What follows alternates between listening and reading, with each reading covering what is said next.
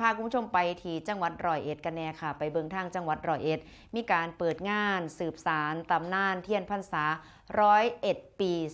2569 ไปชมขบวนแห่เทียน 14 คุมวัดค่ะโดยนายพิชยาตุรซ่องรองผู้ว่าราชการจังหวัดร้อยเอ็ดก็ได้เป็นประธานเปิดงานประเพณีสืบสารตำนานเทียนพรรษาร้อยเอ็ดนะคะประจำปี 2569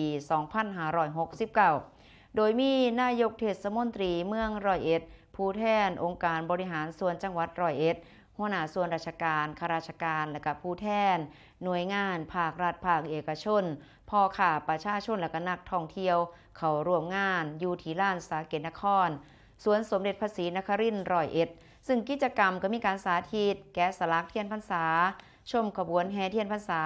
จาก 14 คุมวัดซึ่งก็ได้ตั้งขบวนบริเวณหน้าธนาคารกสิกรไทยถนนสุริยเดชบำรุงก่อนเคลื่อนขบวนเข้าสู่บริเวณประตูสาเกตนคร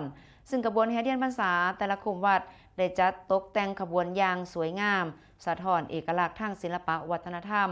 ความศรัทธาในทางพระพุทธศาสนาและก็ความร่วมมือร่วมใจของประชาชนในแต่ละชุมชนทั้งยังเป็นการสร้างกิจกรรมที่สร้างสรรค์และก็ส่งเสริมในการท่องเที่ยวของจังหวัดร้อยเอ็ดในช่วงเทศกาลเข้าพรรษาค่ะนอกจากนี้แล้วนะคะภายในงานก็มีกิจกรรมประกวดนางงามเทียนพรรษาการประกาศผลการประกวดเทียนพรรษาที่เป็นการส่งเสริมอนุรักษ์สืบสานประเพณีท้องถิ่นเปิดโอกาสให้ประชาชนและก็ชุมชนได้ร่วมกันแสดงออกถึงความศรัทธาในพระพุทธศาสนาตลอดจนเผยแพร่เรื่องของศิลปะวัฒนธรรมและก็อัตลักษณ์ของจังหวัดร้อยเอ็ดนั่นเองค่ะ